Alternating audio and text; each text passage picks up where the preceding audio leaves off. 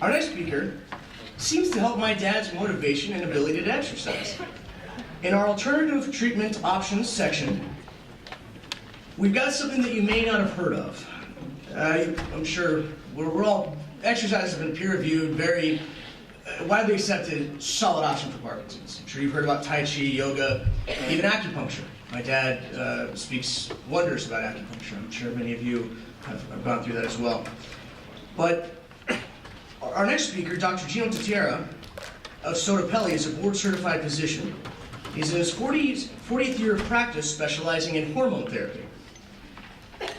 Now, he's recognized as a global leader in his field, and his methods of hormone treatments are helping people enjoy a better quality of life. Through research, though research to verify hormone therapy's effectiveness in Parkinson's patients has a long way to go, some of our friends with Parkinson's around the valley have experienced better sleep, more energy, and an increased desire to exercise when combining their treatments with the regularly prescribed medicines by their doctor, by their neurologist. But this seems to help my dad. He speaks wonders. So I'd like to introduce Dr. Gino Tutera, who's got a lot to tell us about hormone therapy. Thank you. Hooray for you, doing all these things. That's terrific.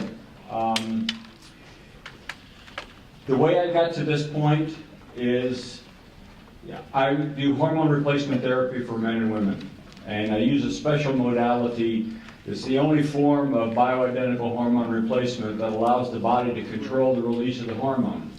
And what I found with folks that have Parkinson's disease, as well as the other patients that we treat with traumatic brain injury, repeated concussions, you may have seen Jim McMahon on the HBO sports special with Brian Gumbel.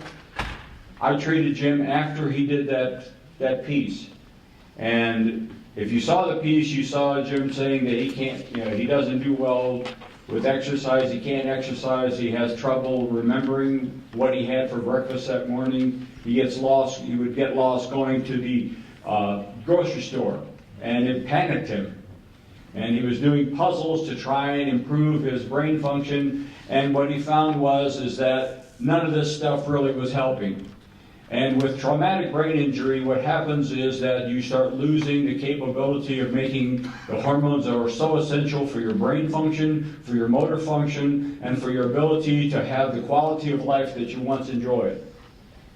The problem is that in the research, they would use hormones to try to help Parkinson's patients, but it didn't seem to last. And the reason it doesn't last is because the old methods of giving hormone are not designed to help you physiologically. They are designed to help symptom relief only. And with what we do, the hormones are in your body for a continuous flow, because the pellets that we utilize, that we slip underneath the skin, allow the body to control the release of that hormone, and that hormone is released every fraction of a second. Because as I usually show when I talk to patients is, if this pen would represent a pellet, once you place that pellet underneath the skin, then your heart rate and cardiac output control the release of the hormone. It's like having a kid licking a lollipop. So as the hormone pulse, as the heart pulses blood across the pellet, the body becomes like a kid licking a lollipop,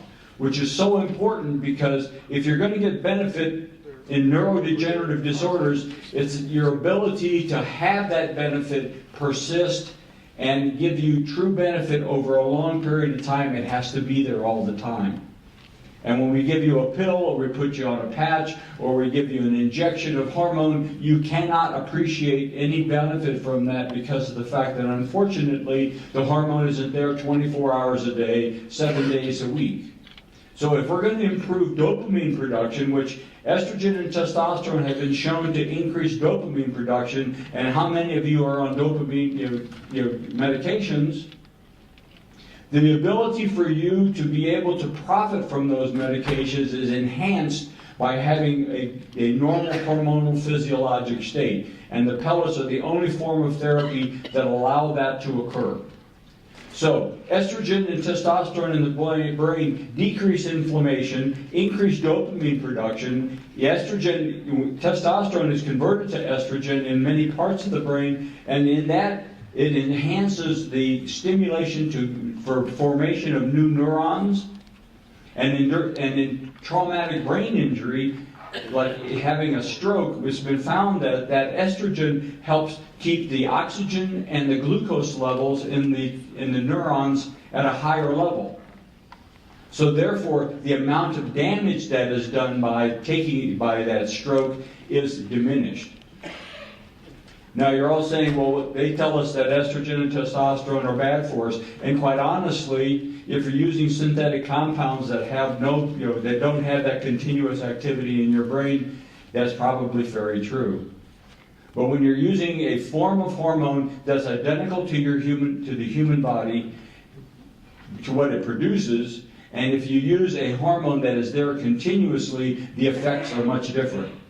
We now have about 50 patients in the different patients that different fellows that I have trained. We have about 50 patients that we are utilizing, that we are studying, and we found that their UPDRS scores are better, that their quality of life score is improved, because now once we treat them, they're able to move much more fluidly.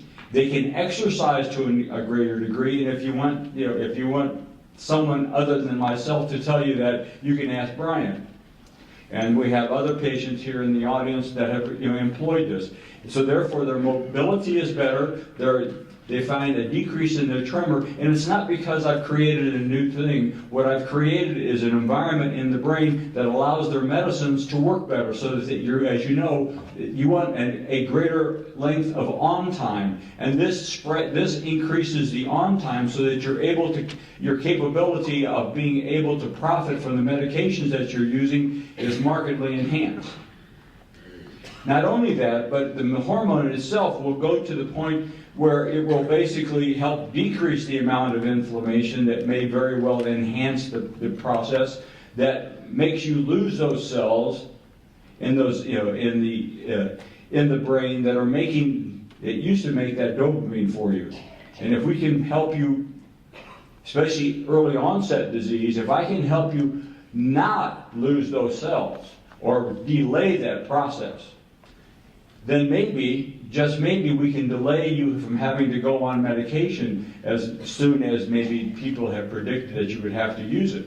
So any of you who are, that are young onset Parkinson's disease who are just being followed, it would really help if you understood what your hormonal status is, and if in fact the usage of a continuous secreting hormone production would be a benefit to you to help delay the process that unfortunately may lead to having to go on medications. We have a patient that he was on Fox News with us that has gone from 8 medications down to 1, and that's because now his brain is functioning much better. The amount of medication that he takes has been drastically reduced, and his ability to exercise and be more mobile and to be able to fight off the ravages of that disease are enhanced because of the fact that your hormones do more than just treat your libido, help you with hot flashes. They help you as far as your musculoskeletal system. They preserve bone density, and as you know, as you get less and less mobile, and if you're starting to get to the point where your mobility is a challenge, where you might be falling more frequently, what happens with that fall? You fracture, and if you fracture, you may very well end up with a pulmonary embolus, or you may be immobilized significantly to where you may have problems with your cardiovascular system, as well as the healing process may be delayed. You want these muscles to work for you, and for them to work normally, they have to have testosterone to be, whether you're a man or a woman, to be able to have that carbohydrate metabolism that keeps you in an aerobic state. And that's why what happens with our patients is we see that their ability to exercise is enhanced. The recovery period from exercise is shortened. Their ability to see improvement in their strength, mobility, and fluidity of movement is markedly enhanced as well. We see tremor being decreased because the medication has a better impact on the brain. We see people who before could hardly speak normally, all of a sudden enunciate to the point that you can't recognize that it's the same person on the telephone because they actually are understandable. Whereas before they were, it was a struggle to try and understand their basic speech pattern. So the usage of hormones is not meant as a cure. It is an adjunct to the medications that you're using to help you either maybe even decrease, maybe delay the ability for you to have to be on medications, and certainly you may find that you don't have to take as much medication because your brain is functioning better. What does that mean? Clarity of thinking is improved because the parietal, temporal, and frontal lobes of your brain have a lot of hormonal receptors, and in your brain, the ability to make neurotransmitters that let neuron A talk to neuron B the production of that is enhanced by having hormone there continuously. And thirdly, the ability to decrease inflammation so that the ability for your brain to function and to decrease the fear of that inflammation affecting your neurons is markedly diminished by utilizing this. It's in the literature. The problem is that when they're using like the hormones that they're using do not live in the brain for any amount of time, and unfortunately most of the estrogen research has been done on women has been found they don't even use the right hormone because the only estrogen that really can penetrate the blood-brain barrier is estradiol. And our pellets only contain estradiol and testosterone, and it's the same identical chemical structure as the hormone the human body makes. So therefore the brain looks at it and feels it and gets the effects of saying, I'm making more hormone. And what happens then is that our patients see an improvement in clarity of thinking, they see an improvement in their mood, they are capable of making more serotonin. As you make more serotonin, you get less anxiety, less irritability. Your sleep patterns improve because you can't get good REM sleep without decent serotonin levels. And what else happens?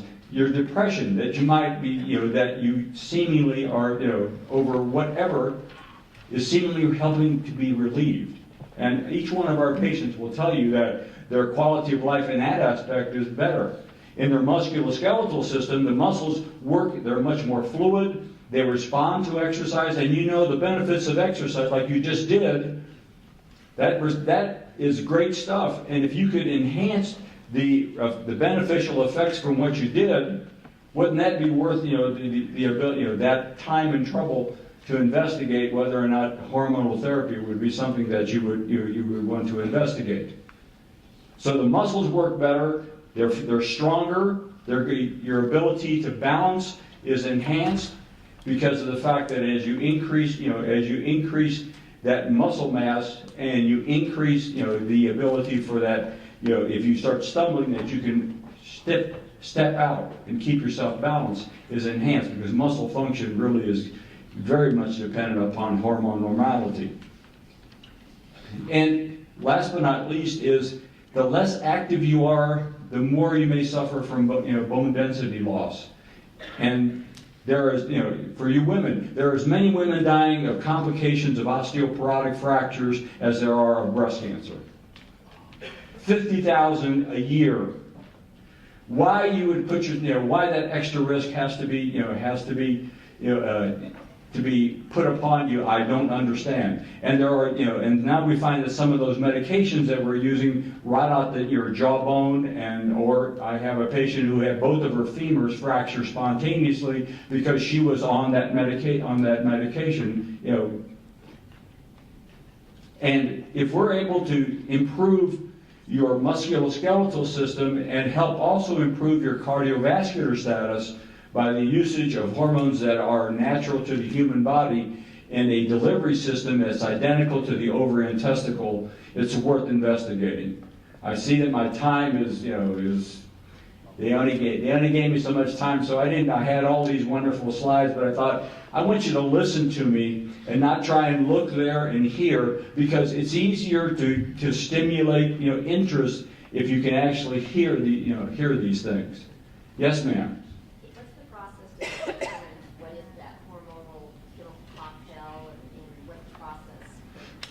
The question is, what's the process? The process is we do a full panel of evaluation to see if, in fact, your endocrine status is, warrants, because I firmly believe that if you don't fit into our parameters, then I wouldn't ask you to do that, because I'm not going to give anybody false hope or think that or just do it just for the sake of doing it. You need to do it. If you have the problem, we can help you. We've got, in our 50 patients that we've studied in Parkinson's disease, we have a 98% improvement rate in quality of life, as well as and the folks that haven't seen a great deal of improvement at this time are the ones that have been markedly affected by the disease. And either it's going to take longer for them to get the improvement, or it's just this therapy. We're going to find out if it's just for mild, moderate, and not to the terribly severe portion. Yes, sir. How long does this pellet last, and how frequently does it have to be replaced? In men, it's the question is, what's the duration of action? What we found is that in men it lasts for 5 to 6 months, so maybe twice a year. For women, because of the delicate nature of the pellet, it's about 3 times a year that they need the pellets. Yes, sir. Would this be considered a geriatric treatment, or do you have Well, yeah, that's a good question. Is it a geriatric treatment, or is it just for someone who is, well, I'm geriatric, I'm 69, so, but I feel younger than 69. I've been using pellets now for 15 years personally, and I can tell you as a personal story, I wouldn't have been able to do any of those things that you just did, if I hadn't been on pellets, because of the severe osteoarthritis that I've been afflicted with. And my muscles still stay fluid and movement, and I have a brother-in-law who has had a severe traumatic brain injury that so I know what these consequences are.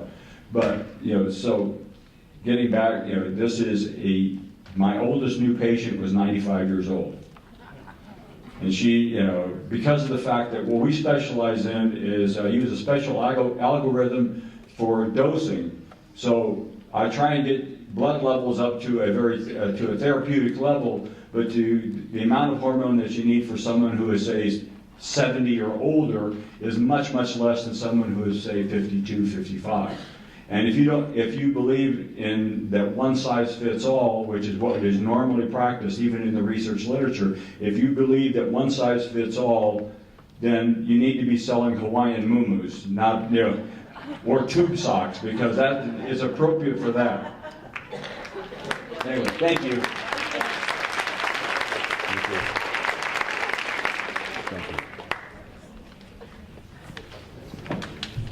All right, thank you, Dr. Tutera. That was very informative.